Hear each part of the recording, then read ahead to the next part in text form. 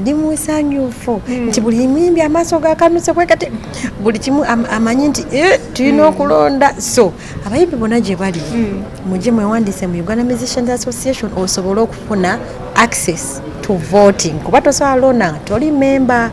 Otherwise, and I'm very happy nti WUMA yabadde recognize nga apex board ereeta abayimbi bonna era tugenda kufuna engeri gye tukola recruitment si mu ggwanga lyonna. Tubadde tukikola manual fenga committee ne tugaa nti kati ab'Embale we have Sunsi ne team, ab'e Masaka, ab'e Gulu tugenda kuyambibwako union eya creative arts kulemberwa secretary general Madam Anita Seruwaji together kuba ye yasaininze endagaano ne operation wealth creation. She's giving us a hand. Tugenda kuba tutambula naye for recruitment and for sensitization and awareness. So ebintu bigenda kutandika okutambula bulungi si sente nefe tulaba dream egenda ekaminga true. Abantu bafa batuwa omusingi Julius Chaze he really gave us a foundation. Silver Chagula, Juliana Kanyomozi, you did it.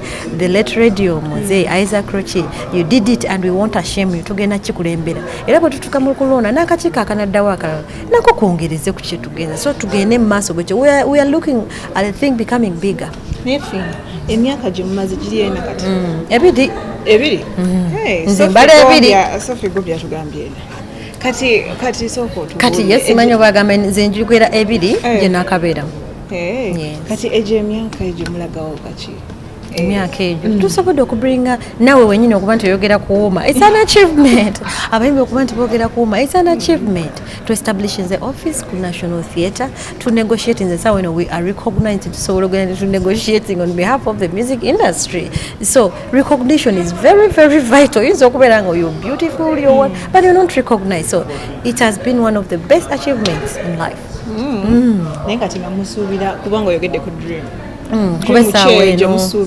Esaawa eno twatandikako era from that pressure group ne batandika ku UPRS ne tugenda mpola mpola kati esaawa eno UPRS we are in talks ne URSP ba streamlining engeri era abayimbi ndowooza kabanga katono nnyo gye bajja okumala nga tebanadda nga batandise okufuna sente zaabwe. So tubeera tulamu meetings ez'enjawulo twebaza nnyo General Salim Saleh akiyingiddemu ekya creative arts abantu batandika okuvalue okuganyulwa mu waku waabwe. Ne oyogedde amanya manene mu government General Salim Saleh amanya ago nga kintu kino tekiri mu NRM tekiri mu politics kati ye problem yamwe buli we mutunuulira development omuntu wadiringa nono twamala obululu. Let people work. They are the people abaliwo. He's the lead of operation wealth creation, chief coordinator. Where should we go? He's the person I should work with.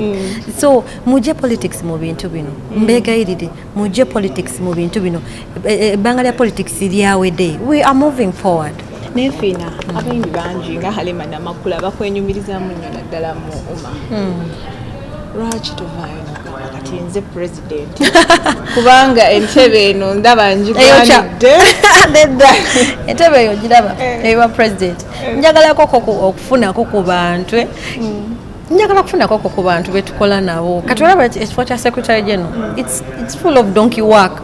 Kati donkey work oyo asana omuntu ng'alina passion ng'atali very very active. So lwekirowoozaako ne ngamba who is going to do this donkey work. Ate ekidala njagala nnyo tufune test endala tufuneko ku test endala tulabe amaanyi g'abantu abalala.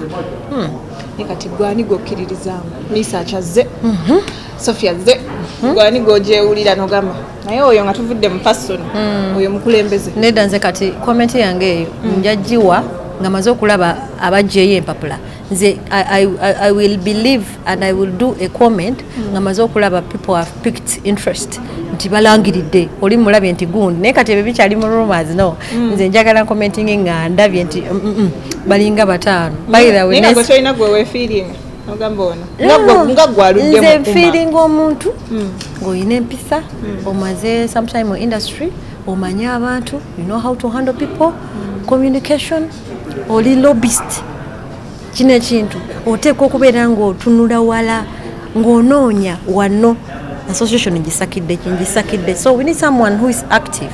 Oyogedde kusaka mama Halima atugambye nti osakidde nnyo bintu ki by'osase? Mu byensase nasobodde okusaka okubeera okukwatagana ne union eya creative arts union yakoze contract ne operation wealth creation.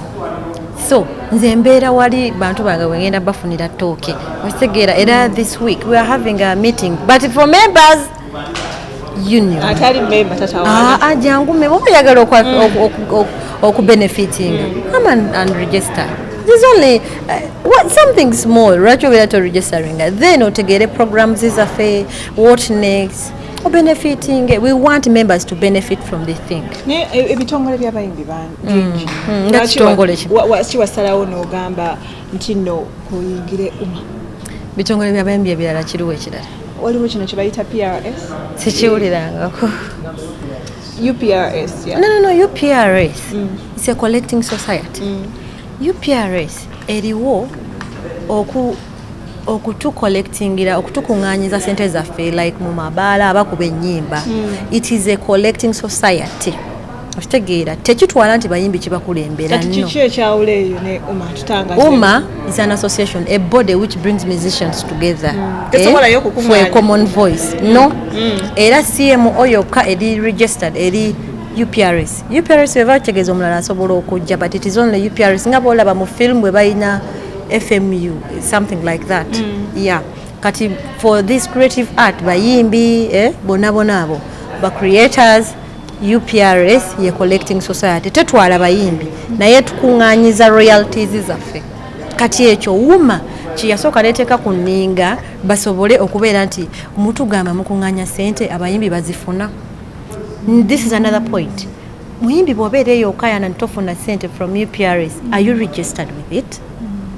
Tosobola gamba nti omuntu takusasula nga toli naye obeera toyina mandate emubanja kyekyo kyenkugamba nti omuyimbi ali eyo ng'ogamba nti UMA tempise ku kino are you registered with UMA? So people deal with membership join and oppose from inside. Kale kituufu kyo kiri nti tukwebaziza nnyo okubeerako naffe kati tuyingira Valentine katuveeko katene eyo mu pressure eyo tuyingira Valentine kakiko kitegekeddeyo nga ggwe Katete Valentine bategekera tentegekera mmwe are you my lovers? Iye tuli bafani olaba otuvaamu sawa muli bafani naye Valentine edda mwatuyimbiranga ku nnyimba maama wabyerabye tujja kuyimba temufana naye oluyimba lwa Valentine essaawa eno obeera walufulumiza dda but then my Valentine my mother I just love her. I always give the date to her and my sons and your husband family era yo goita family nedda omwami teri mukazi atabeera na musajja katate bwodda omusajja it is a mandate you have to be with the man. Neka ekigambo ekisembayo eri abo abayimbi abatayagala kwenyigira mu UMA abagamba nti ebyo bya kibbi beeyagaliza kati kigambo kyogamba abayimbi abo abatayagala kuba joininga etsokera ddala tosobola gamba nti bya kibbi beeyagaliza nga tokimanyi biki bye beeyagaliza by'otamanyi yingira commenting from inside kyovola essaawa eno tubateereddewo platform come and join weesimbewo bw'ogamba nti Fina tasobola jangu weesimbewo bw'ogamba nti Sindi tasobola jangu mwesimbeko as simple as that otherwise ebyokubeera eyo ne bagira ne ba commentingira from there ekintu kijja kubaleka you have to be a team look for your family for a common voice towards one cause. Okay mkwano akagamba kasembayo eri bafanzi kigali abafanzi bange tsokera ddala abayimbi mwena mwebale nnyo kutwagala advice yange eri abayimbi tugeze okubeerako very hard working tuvola ebiseera ebisinga olaba omuntu wekiba nti si kyakuyimba kimukalubiriza nnyo for example leadership bino ebyokubeera okola donkey work otambula everyday ffe buli kaseera abayimbi tuba tulowooza we have to behave like musicians try to have two personalities in you the Finah on stage and the Finah off stage you will manage life that means ojja kubeera ng'olowooleza out of the music box whenever you're out of stage so have two personalities in you then for my fans I like you so much mwebale kunjagala munninda nengenda nenkombawo mbakakasa kati for this time omanyi newaddemu ka holiday ndabo bawaliwo Finah omulala nnyo I've seen nobody so I'm coming back to me I was born a dancer so I didn't just learn how to dance but I was born a dancer. Thank you so much for You're coming. most welcome, and thank you for covering up Wooma. Bambi mutwagale Wooma. Together we can. You're our family. By the way, the media aba covering entertainment. Mwinayo post mwerondedondemu mufuna omuntu abakiikirira ku The president. The president wa aba media nange tukwebaza nnyo mukwano.